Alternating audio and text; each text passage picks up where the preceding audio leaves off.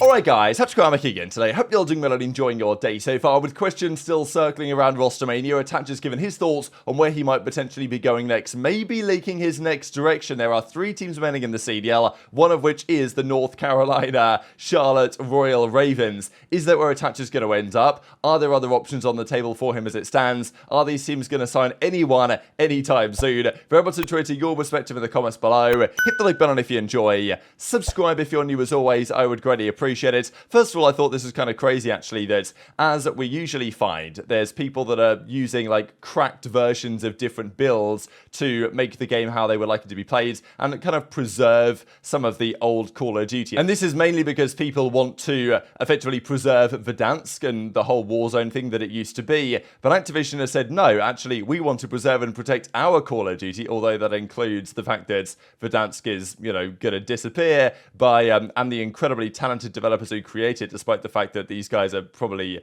you know, brilliantly overworked by Activision Blizzard themselves. So, yeah, another classic Activision cease and desist here. There's also been an early look at what some of the strategies might look like on the upcoming Modern Warfare 3 title, when JP Chris decided actually to go and look back on some of the old school Skyrise strats. Now, of course, you could look back all the way to, you know, to MW2, but then, obviously, this map was actually brought back in Advanced Warfare, and it was called Skyrise.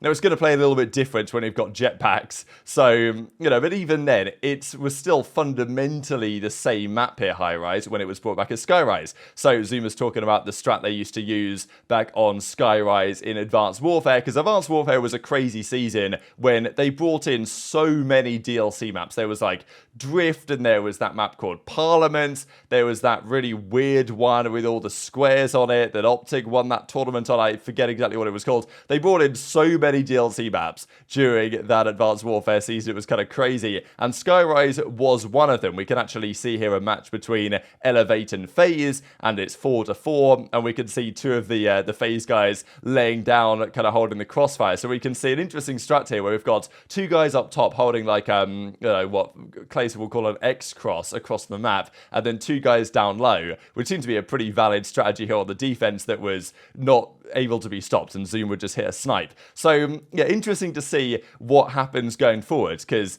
it is the same map, and there would have been strats on this map that even Clayster probably knows from way back in the Modern Warfare 2 days, when it was originally out in 2009. Strats had to be adapted and improved when the game came back out again on Skyrise, but, you know, the same story will happen again going forward, it seems. As, you know, Clayster's exactly the plan, X cross the whole top, and they're doubled up under, so, you know, he's laughing at how good his strat was on this occasion. And we'll see what type of stuff they come up with going forward as well, because, I mean, in fairness, you've got to say that players like Clayster, especially at the start of the new season, will probably be really valuable, you know. Players that played during, okay, let's say the Skyrise time, because look at these players, Attach, Clay, Enable, Zuma. There was obviously are a fair few players in the league that played during Advanced Warfare during this time, but there aren't really that many, and there's only Clayster that actually played competitive back in 2009 during MW2, and, you know, got a good memory. At the start of the game, Clay's insight on these maps and how to play them could be pretty valuable, right? A lot of the teams will be finding out strats almost from scratch, whereas Clayster might be able to give some better insight as to what you should do on certain situations that other players might not know. So there could be a nice, you know, early game advantage to having a guy like Clay on your team. Or if your coach is like JCap or maybe like Karma or something, then they're probably also going to have a good idea as well. So still, I thought an interesting thing to mention. But Clay, we don't know where he's going yet. And it will happen at some point this season. X is going to tell somebody to blow it up. It's probably going to happen before the season even begins, to be honest, knowing some of the rosters that may or may not be formed. But we want to know what the final 3 teams are going to be. How's it going to look? Which players are going to go where? The big rumor for some time was that Clay and Attach were going to team up together again on Los Angeles Grillers. But that we don't have any rumors to that effect, at least at the moment, and therefore it's definitely plausible that that doesn't happen. Maybe they go to separate teams, maybe they do play together after all. It is difficult to say. But Shotzzy played a 1v1 the other day against Attach and plenty of others actually. So he went through and played different levels of players from like Bronze bronze division through to playing Aiden, and he was playing pistol only the entire time. He probably should have beat Attach here, actually. He was up 5-2. He had some nice moments, and then he kind of choked it, and Attach ended up winning 6-5. But Shotzzy obviously was doing some cracked out movement stuff, as you might normally expect, as we'll see in this clip. But Attach does kind of Shotzzy asked him the question. Now, Attach is a clever guy on this stuff, right? He's not going to say something that is too obvious. He's going to be relatively discreet about it, you would think. But nonetheless, he does reply to Shotzzy when Shotzy's like, oh, you know, when's your team getting announced and all this? And then he does give an interesting response. All payment done. Wait, did you play Havoc in this? Yeah, but it was real guns though. But that was like a different video. Guns? Yeah. Because like I was actually doing like, yeah, basically 1v1. Some try hard type shit. Yeah. Let's see here.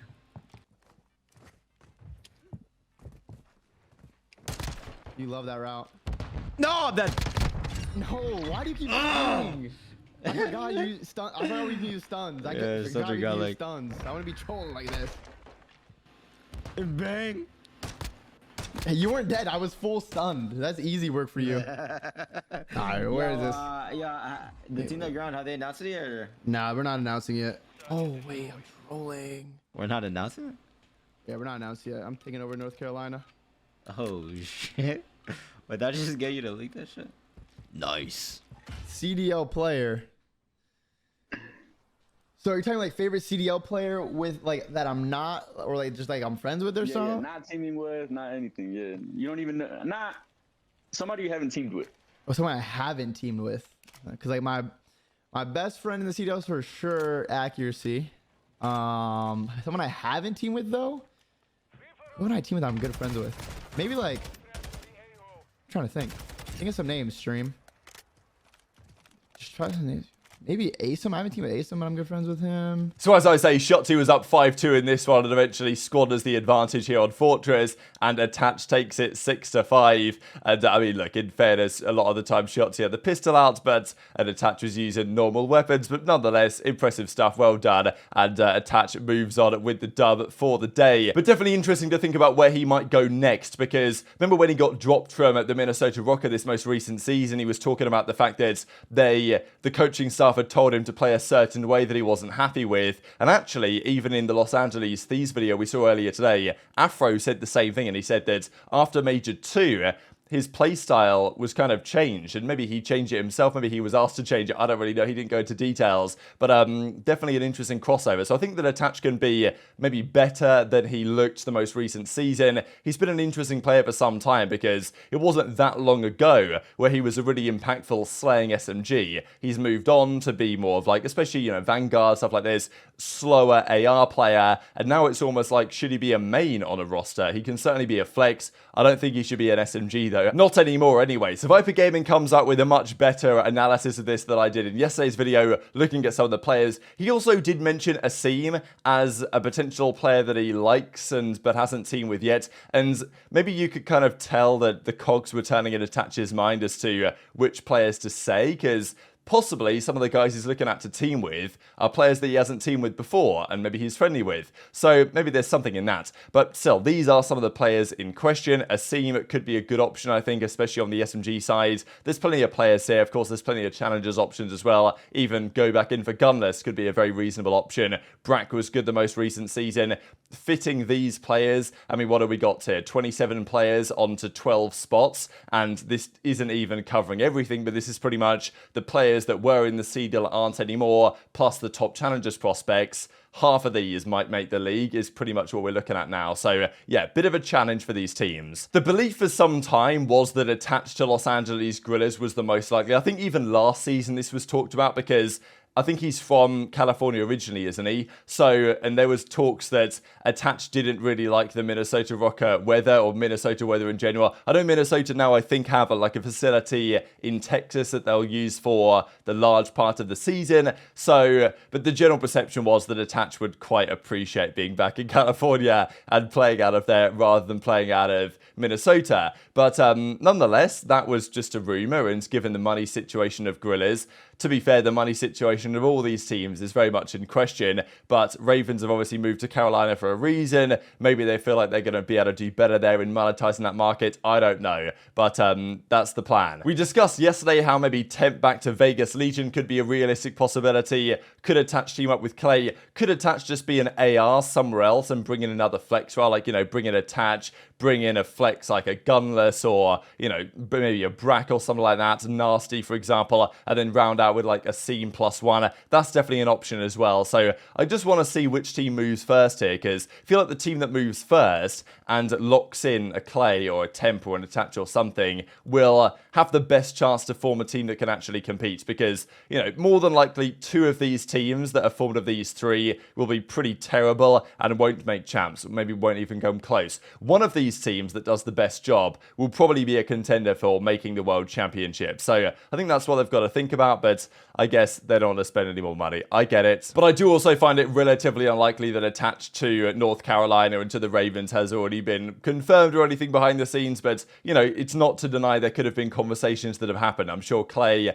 said for a long time now he's had conversations with plenty of players and organizations, but for now they don't want to sign any deals, because as soon as the pen goes to the paper, money has to be transferred, and they don't seem particularly keen to do so. Attach also was thrown up as a $2 pick here on, I know that OpTic did this Black Ops 2 Invitational. You got $15 to choose your best team, and Attach was only a $2 picker alongside Nameless. This is Temp, of course, and Methods. So these are the 16 players playing in the Black Ops 2 Invitational in a week or so's time, and yeah, it's kind of difficult to form a really good team. Like, if you want to put Scump on your team, you've then only got $7 left, and that could be, what, like a 3 and a 2, a 3 and a couple of 2s type thing. I'd probably go for Karma or something. The $8 picks are all good between them, but I might lean I might go Karma. I'll go Killer for 3. I feel like Killer for 3 has got to be a good bet here. And then, yeah, a couple of $2 picks. Maybe I would go Attach. I might go Attachins. Maybe Temp, to be fair. I don't really know. I could even throw Nameless into the mix, to be fair. Maybe Ziddy. I don't really know. I'd probably go Karma, Killer, and then like 2 of these. I don't really know which ones I'd go for. Just before we close out the video, I wanted to mention a big talking point lately in the Counter-Strike scene, which is the state of how long these matches are going for. It's been a big, especially best of 5s in CS have lasted for hours. It's actually kind of insane.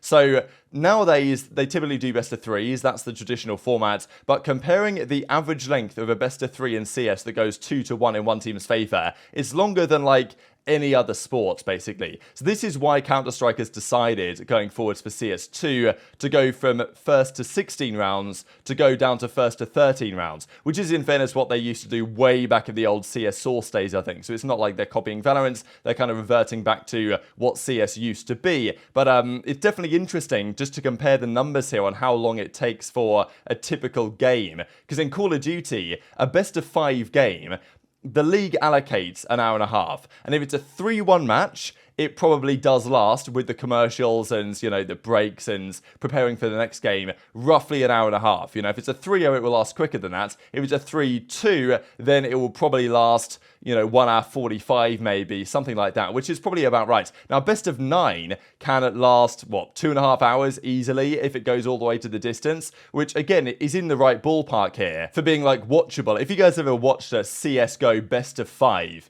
it just takes up your entire day to even watch the thing. And to be fair, Formula 1, for example, the race on a Sunday might be, if no safety cars, an hour and a half. But you've got the build-up, and then you've obviously got the action on the days before, the practice, the qualifying sessions. So there is more to it than just the one race. And it's the same thing, I guess, for esports events, where you've got matches all day. It's just how long do the individual games last? So maybe that's not even so relevant at some point. But these, I'm sure, are some of the things that they're considering when they decided to go to a best of 7 grand finals rather than best of 9, because I think the CDL felt that it was getting a bit tiring for viewers when the grand final was that long, especially after all the other games already played out in the day. And I kind of get their point of view, to be fair. So very much enjoyed to your thoughts in the comments below. Hit the like button if you enjoyed. Subscribe if you're new. Take care. And I'll see you next time.